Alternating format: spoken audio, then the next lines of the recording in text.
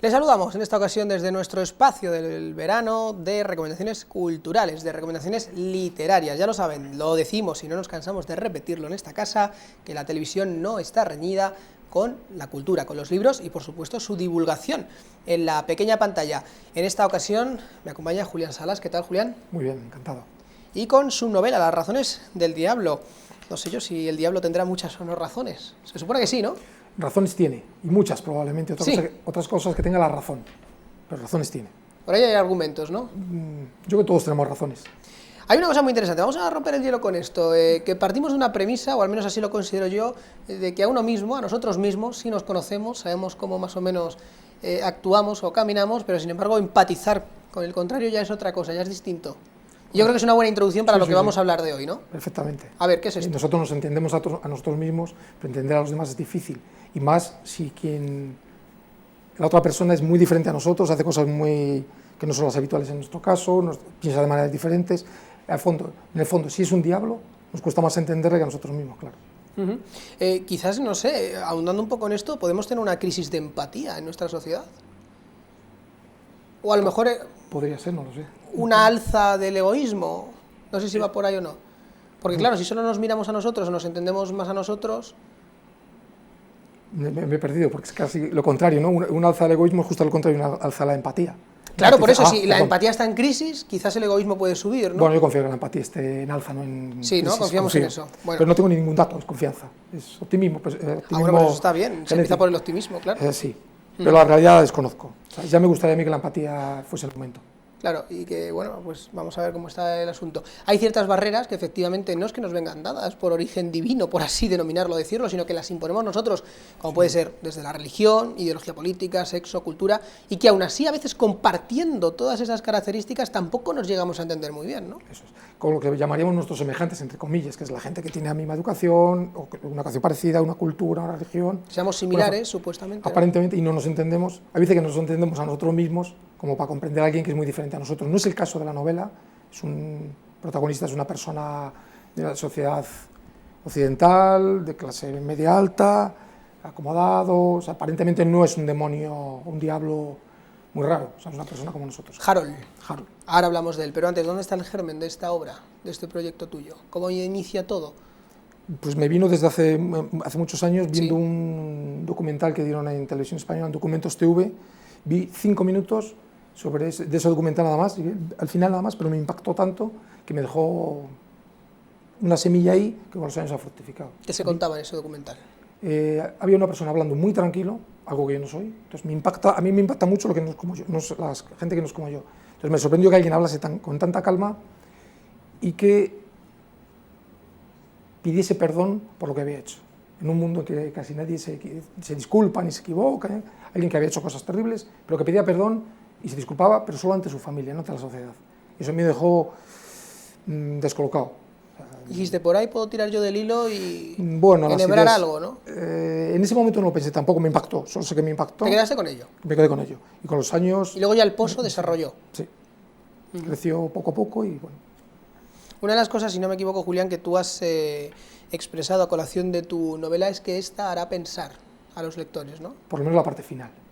Sí, es una novela negra, como tal, bueno, hay muertes, hay policías, hay cosas por ahí, pero tiene una reflexión final que yo creo que es importante, que cierra el libro de manera necesaria, si no se quedaría un poco cojo el libro. O sea, tenemos un final cerrado, ¿verdad? Sí. Total. No, bueno, perdón, hay dos finales, un final para el lector y otro final que es mi final. O sea, yo ofrezco un final, pero no queda cerrado, es mi final.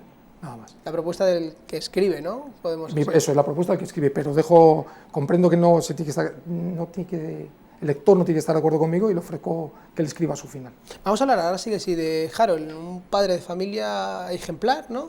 Pero que se dedica a negocios quizás un poco turbios. ¿Qué es un padre de familia ejemplar? ¿Cómo lo describirías tú, un padre de familia ejemplar? Pues yo creo que esté, digamos, al 100% atendiendo a todos los componentes de su familia, ¿no? Especialmente a los hijos, que les inculque los valores de una sociedad honesta, honrada y trabajadora, digo yo, ¿no? Aunque él no sea honesto ni trabajador. No sé, y eso pasa mucho. Claro. No para defender a Harold, ¿no? Yo creo que hay muchos padres que transmiten a sus hijos unos valores buenos, correctos, dan ejemplo, pero ellos no son ejemplares. no solo políticos, que hay muchísimos que no lo son, o sea, que aparentemente... ¿Son una doble moral? Es correcto, la doble moral.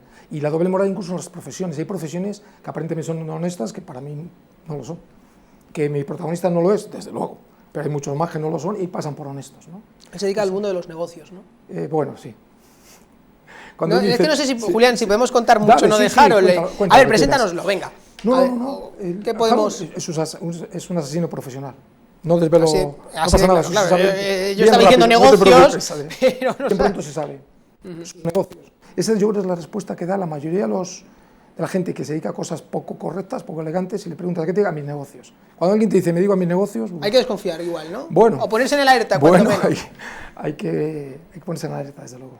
No lo sé si a lo largo de las páginas la familia de Harold caerá en la cuenta, ¿no?, de lo que él hace, pero desde luego un mito se caería, ¿no? Porque dirán, cae. ¿quién más está inculcando todo esto? Sí. Fíjate la hipocresía de lo que se dedica a lo que hace, ¿no? Y eso también puede desmoronar mental o psicológicamente a quien recibe la información. Eso ocurre y cae en el primer capítulo. Pero lo que ocurre es que la historia va por otro lado, no va hacia su familia, que ocurre en su familia, claro, se desmorona, ¿no? O sea, tú confías en tu pareja, en este caso en tu marido, o en tu padre, que tiene hijas, y que pase eso, pues es claro, es caerse de toda la confianza que tú tenías. Pero vamos, la novela va por otro lado, no va desde el punto de vista de la familia que ocurre, sino por qué has llegado... Podemos ahondar un poquito más por ese camino en el que va a haber. Yo creo que las novelas algo no más se de luz. disipan fácilmente. Para mí la novela, o sea, volviendo otra vez a por qué me inspiró esta novela, ese personaje, dije, ¿cómo alguien que aparentemente ha recibido unas circunstancias parecidas a las mías, termina siendo un asesino y yo soy un escritor aficionado? O sea, ¿cómo es posible que alguien tuerza tanto el camino de su vida? Y lo de torcer lo pongo entre comillas, pero bueno, tuerza tanto. Para entenderme a mí mismo tuve que tratar de entender a una persona así, tan diferente a mí, que yo creo que jamás haría eso, ¿no? Y tratando de justificarle, tratando de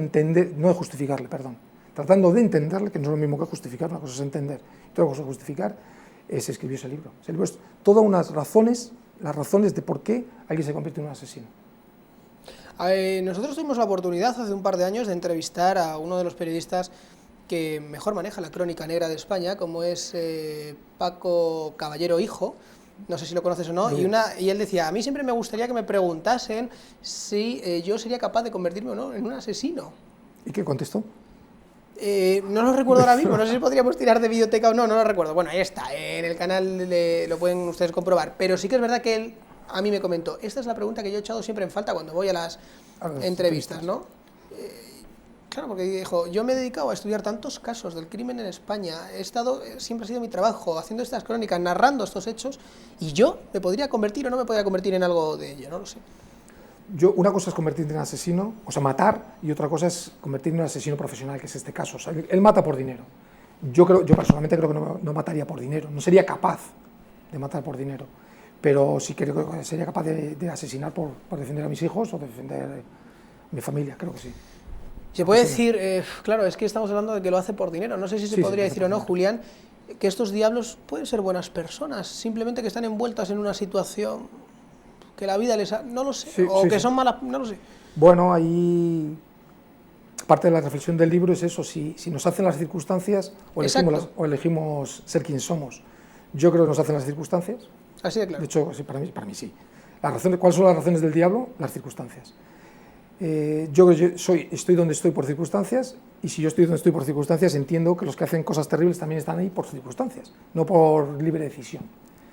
Pero eso es meternos en la parte filosófica complicada, y el libro no es... Pero luego da para un debate más sesudo, sin duda, claro. Da para otro libro. ¿Y está en mente ese otro libro? El otro ya está, sí. Ya aprovecho. Próximos proyectos para ir acabando. A ver, Julián, cuéntame. Sí, bueno, estoy trabajando en una novela... también, bueno, se va a parecer un poco a la que ha contado antes Vicente, bueno, no parece la que he contado, perdón, que también va sobre la consciencia, pero en mi caso el protagonista es un neurólogo, que es un investigador, que tiene el premio Nobel, bueno, es otra historia, pero sí es un proyecto que cierra probablemente. Este es desde el punto de vista de los hechos, estos son los hechos, y una reflexión filosófica final de por qué somos como somos, sí. Y el otro trata de ahondar en la idea justamente materialista de lo que somos. Me ha encantado la frase que ha dicho Vicente en el programa anterior, cuando se pasó de su novela, de que Estamos hablando de Vicente Mínguez, que también ustedes tendrán la oportunidad de verle en esas recomendaciones que hacemos para el verano, literarias. Sí, sí. Él decía en una de sus novelas, la última frase es algo así como: el cuerpo es una enfermedad del alma. Del alma. Yo digo lo contrario, el alma es una enfermedad del cuerpo. Pues tenemos las dos versiones.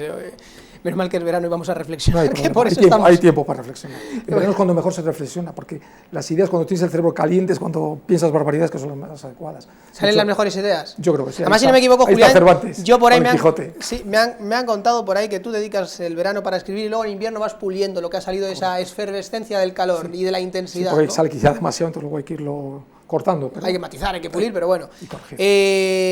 Artículos de divulgación, obras de teatro, guiones cinematográficos, 4 novelas y seguirá, como hemos dicho. Bueno, hay algo más todavía, sí.